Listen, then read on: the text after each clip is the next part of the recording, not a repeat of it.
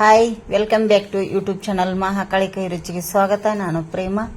ನೋಡಿ, ಇವತ್ತಿನ ರೆಸಿಪಿ ಬಂದು ಮಂಗಳೂರು ಬನ್. ನೋಡಿ ಎಷ್ಟು ಚೆನ್ನಾಗಿ ಉಬ್ಬಿ ಇದು ಬಂದಿದ್ದಾವೆ. ಒಳಗಡೆ ಎಲ್ಲ ಸಾಫ್ಟ್ ಆಗಿ, ಮೇಲ್ಗಡೆ ಗರಿ ಗರಿಯಾಗಿ. ನೋಡಿ ಎಷ್ಟು ಚೆನ್ನಾಗಿದೆ. ತುಂಬ ಈಸಿ ಮಾಡೋದಿದ್ದು, ಏನು ಅಷ್ಟೊಂದು ಇದಾಗಲ್ಲ ಫ್ರೆಂಡ್ಸ. ಮತ್ತು ತುಂಬ ಪದಾರ್ಥಗಳು ಬೇಕಾಗಲ್ಲ. ಕಾಯಿ ಚಟ್ನಿ ಒಂದಿಗೆ ತುಂಬ ಚೆನ್ನಾಗಿರುತ್ತೆ ಇದು. ಮಕ್ಕಳಿಗಂತೂ ತುಂಬ ಇಷ್ಟ ಆಗುತ್ತೆ. ಸ್ವೀಟ್ ಆಗಿ ಚೆನ್ನಾಗಿರುತ್ತೆ ಇದು. ಹೇಗೆ ಮಾಡೋದು ಅಂಥೇಳಿ ನೋಡೋಣ ಬನ್ನಿ.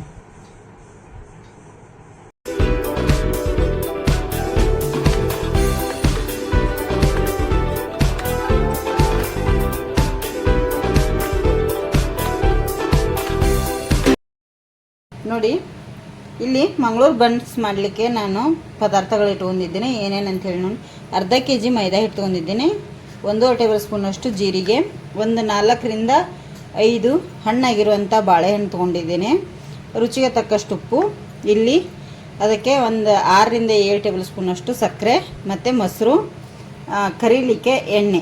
ಇಷ್ಟಿದ್ರೆ ಆಯಿತು. ಸ್ವಲ್ಪ ಸೋಡಾ ಪುಡಿ ಬೇಕಾದರೆ ಯೂಸ್ ಮಾಡ್ಕೋಬೋದು ನೀವು, ಏನೋ ಅಥವಾ ಸೋಡಾ. ಇಲ್ಲಿ ನಾನೇನೋ ಹಾಕ್ತಾ ಇಲ್ಲ, ಈಗ ಹಾಗೆ ಮಾಡ್ತಾಯಿದ್ದೀನಿ. ಹೇಗೆ ಅಂಥೇಳಿ ನೋಡೋಣ ಬನ್ನಿ.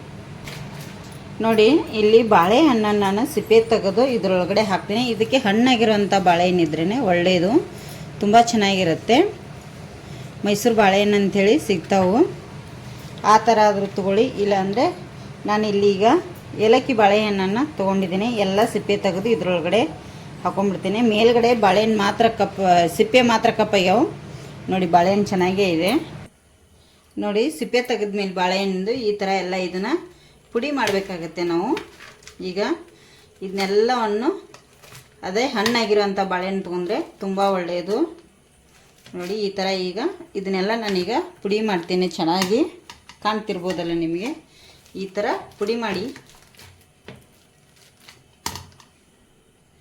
ನೋಡಿ, ಈಗ ಇದಕ್ಕೆ ಸ್ವಲ್ಪ ಸಕ್ಕರೆ ಕೂಡ ಹಾಕ್ತೀನಿ. ಒಂದು 6ರಿಂದ 7 ಟೇಬಲ್ ಸ್ಪೂನಷ್ಟು ಸಕ್ಕರೆ ಹಾಕ್ತೀನಿ. ಇಷ್ಟೇ ಸಾಕು, ಜಾಸ್ತಿ ಹಾಕ್ಲಿಕ್ಕೆ ಹೋಗಬೇಡಿ. ಇದನ್ನು ಕೂಡ ಈಗ ನಾನು ಮಿಕ್ಸ್ ಮಾಡ್ಕೊತೀನಿ. ನೋಡಿ, ಚೆನ್ನಾಗಿ ಇದು ಇಷ್ಟು ಮಿಕ್ಸ್ ಆದರೆ ಸಾಕು. ಈಗ ಇದಕ್ಕೆ ಮೊಸರು ಕೂಡ ಹಾಕ್ತೇನೆ. ಒಂದು ಅರ್ಧ ಬೌಲು ಮೊಸರು ಹಾಕಿದ್ದೀನಿ. ಮೊಸರು ಇದಕ್ಕೆ ಬೇಕೇ ಬೇಕು. ನೋಡಿ, ಈಗ ಜೀರಿಗೆ ಮತ್ತು ಉಪ್ಪು, ರುಚಿಗೆ ತಕ್ಕಷ್ಟು ಉಪ್ಪನ್ನು ಕೂಡ ಇಲ್ಲಿ ಸೇರಿಸ್ಕೊತಾ ಇದ್ದೀನಿ ಈಗಲೇ. ಈಗ ಇದೆಲ್ಲ ಮಿಕ್ಸ್ ಆದಮೇಲೆ ನಾನು ಇದನ್ನು ತಕ್ಕೊಂಡ್ಬಿಡ್ತೇನೆ. ಈಗ ತಕ್ಕೊಂಡು ಇದಕ್ಕೆ ಮೈದಾ ಹಿಟ್ಟನ್ನು ನಾನೀಗ ಮಿಕ್ಸ್ ಮಾಡ್ಕೊಂಡ್ಬಿಡ್ತೇನೆ. ಮೈದಾ ಹಿಟ್ಟು ನೋಡಿ, ಅರ್ಧ kg ಮೈದಾ ಹಿಟ್ಟು ತೊಗೊಂಡಿದ್ದೀನಿ. ಇದು ಎಷ್ಟು ಹಿಡಿಯುತ್ತೋ ಅಷ್ಟನ್ನು ನಾನೀಗ ನೀರು ಹಾಕದೆ, ನೀರು ಹಾಕಬಾರ್ದು. ಹಣ್ಣು ಮತ್ತು ಮೊಸರಲ್ಲೇ ಕಲಿಸ್ಬೇಕು, ನೀರು ಹಾಕಬೇಡಿ. ಎಷ್ಟು ಹಿಡಿತು ಹಿಟ್ಟು ಅಷ್ಟು ಹಿಟ್ಟು ಹಾಕಿ ಕಲಿಸ್ಕೊಂಬಿಡಿ. ಇದನ್ನೆಲ್ಲ ಈಗ ಚೆನ್ನಾಗಿ ನಾನು ನೋಡಿ ಈ ಥರ ನಾದ್ಕೊಂಡ್ಬಿಡ್ತೀನಿ. ನೋಡಿ, ಈಗ ಈ ಥರ ನಾದಿದ್ದೇನೆ ಇಷ್ಟು ಗಟ್ಟಿಯಾಗಿ. ನೀವು ಸಾಯಂಕಾಲ ಮಾಡ್ತೀನಂದರೆ ಬೆಳಗ್ಗೆ ನಾದಿಡಿ, ಬೆಳಗ್ಗೆ ಮಾಡ್ತೀನಂದರೆ ರಾತ್ರಿ ನಾದಿಡಿ. ಈಗ ರಾತ್ರಿ ನಾದಿಟ್ಟಿದ್ದೇನೆ, ಬೆಳಗ್ಗೆ ನಾನೀಗ ಮಾಡ್ತೀನಿ. ಒಂದು ಮುಚ್ಚಳ ಮುಚ್ಚಿ ಸೈಡ್ ಎತ್ತಿಟ್ಬಿಡ್ತೀನಿ. ನೋಡಿ, ನಾನು ನಿನ್ನೆ ನೈಟು ಹಿಟ್ಟು ಕಲಿಸಿಟ್ಟಿದ್ನೆಲ್ಲ ಬನ್ಸ್ದು. ನೋಡಿ ಯಾವ ಥರ ಎಲ್ಲ ನೆನೆದಿದೆ, ಎಷ್ಟು ಚೆನ್ನಾಗಿದೆ ಎಲ್ಲ. ನೋಡಿ, ಈಗ ಕೈಗೆ ಒಂದು ಸ್ವಲ್ಪ ನಾನು ಇಲ್ಲಿ ಎಣ್ಣೆ ಹಚ್ಕೊಂಡು ಮಿದ್ಕೊಂಡ್ಬಿಡ್ತೀನಿ. ಇದನ್ನೆಲ್ಲ ಚೆನ್ನಾಗಿ ಮಿನಿಮಮ್ 10 ಗಂಟೆ ಆದರೂ ನೆನೆಯಬೇಕಿದ್ದು ಹಿಟ್ಟು.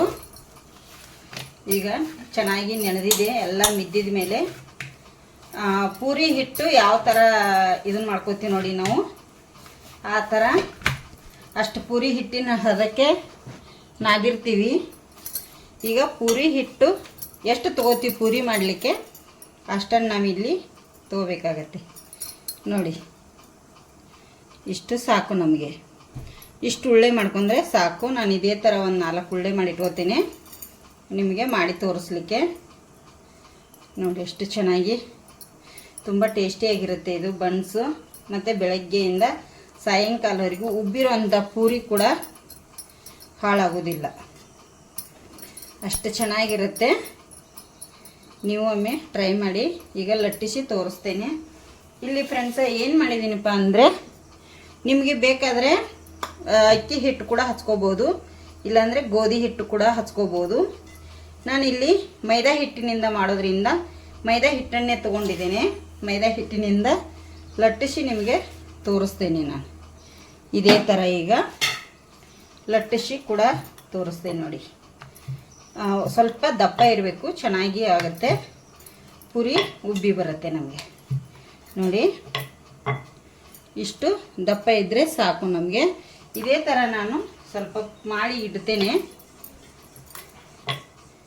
ಎಣ್ಣೆ ಕೂಡ ಕಾಯ್ಲಿಕ್ಕೆ ಇಟ್ಟಿದ್ದೀನಿ. ಎಣ್ಣೆ ಕಾಯುವಾಗ ಈ ಥರ ಮಾಡಿ ಇಟ್ಕೊಂಡ್ರೆ ಆಯಿತು. ಎಣ್ಣೆ ಹೆಚ್ಚಿ ಕೂಡ ತೀಡ್ತಾರೆ. ಎಣ್ಣೆ ಹೆಚ್ಚಿ ತೀಡಿದರೆ ಒಂದು ಸ್ವಲ್ಪ ಚೆನ್ನಾಗಿ ಅನಿಸೋದಿಲ್ಲ. ಅದಕ್ಕಾಗಿ ನಾನು ಹಿಟ್ಟು ಹಚ್ಚೆ ತೀಡ್ತೇನೆ, ಚೆನ್ನಾಗಿರುತ್ತೆ ನೋಡಿ. ಈಸಿಯಾಗಿ ಹಿಟ್ಟು ಕಲಿಸಿಡುವಾಗ ಸ್ವಲ್ಪ ಗಟ್ಟಿಯಾಗಿ ಕಲಿಸಿಟ್ಕೊಳ್ಳಿ ನೀವು. ಫ್ರಿಜ್ಜಲ್ಲಿ ಇಡೋದಾದರೆ ಚೆನ್ನಾಗಿ ಇರುತ್ತೆ, ಗಟ್ಟಿನೇ. ಹೊರಗಡೆ ಇರೋದಾದರೆ ಗಟ್ಟಿಯಾಗಿ ಕಲಿಸ್ಕೋಬೇಕಾಗುತ್ತೆ ನೋಡಿ. ಇದೇ ಥರ ನಾನೀಗ ಎಲ್ಲವನ್ನು ಮಾಡಿ ಇಟ್ಕೋತೀನಿ. ರೌಂಡ್ ಶೇಪಲ್ಲಿ ಇಷ್ಟು ತೀಡ್ಕೊಂಡ್ರೆ ಸಾಕೀಗ. ನೋಡಿ ಎಣ್ಣೆ ಕೂಡ ಕಾದಿದೆ. ಇಲ್ಲಿ ನಾನು ಬನ್ಸ್ ಎಲೆ ಲಟ್ಸುವಾಗ ಎಣ್ಣೆ ಕೂಡ ಕಾದಿತ್ತು. ಈಗ ಒಂದೊಂದೇ ಬನ್ಸ್ ಹಾಕ್ತೀನಿ ನೋಡಿ. ಈ ಥರ ಎಣ್ಣೆ ಕಾದರೆ ಚೆನ್ನಾಗಿ ಇದಾಗುತ್ತೆ ಅದು ನೋಡಿ. ಬನ್ಸ್ ನೋಡಿ ಹೇಗೆ ಒಬ್ಬಿತ್ತು. ನಾನು ಮೊದಲಿಗೆ ಹಿಟ್ಟು ಕಾದಿದೆ ಇಲ್ಲ ಅಂಥೇಳಿ ಒಂದು ಹಾಕಿದ್ದೆ ನೋಡಿ, ಎಷ್ಟು ಚೆನ್ನಾಗಿ ಉಬ್ಬಿತ್ತಲ್ಲ, ಕರೆಕ್ಟಾಗಿ. ನಾನು ಇದಕ್ಕೆ ಸೋಡಾ ಪುಡಿ ಆಗಲಿ ಏನೋ ಆಗಲಿ ಏನನ್ನು ಬಳಸಿಲ್ಲ. ಇದು ಅಷ್ಟೇ ಚೆನ್ನಾಗಿರುತ್ತೆ, ತಿನ್ನಲಿಕ್ಕೂ ಕೂಡ ಒಳ್ಳೆಯದಾಗಿರುತ್ತೆ ನೋಡಿ. ಸೂಪರಾಗಿ ಉಬ್ಬಿ ಬಂತು ನೋಡಿ. ನಾವು ಸಕ್ಕರೆ ಎಲ್ಲ ತುಂಬ ಹಾಕಿಬಿಟ್ರೆ ತುಂಬ ಕೆಂಪಾಗಿ ಬರುತ್ತೆ.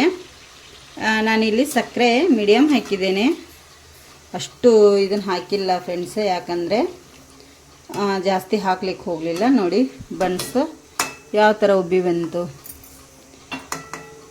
ಮಂಗಳೂರು ಬನ್ಸ್ ರೆಡಿ ಆಯಿತು ನೋಡಿ. ಸೂಪರಾಗಿ ಬಂತಲ್ಲ ಫ್ರೆಂಡ್ಸ್ ನೋಡಿ. ಈಗ ಇನ್ನೊಂದು ಹಾಕ್ತೇನೆ. ಇಲ್ಲಿ ಇನ್ನೊಂದು ಹಾಕಿ ತೋರಿಸ್ತೀನಿ ನಿಮಗೆ ನೋಡಿ.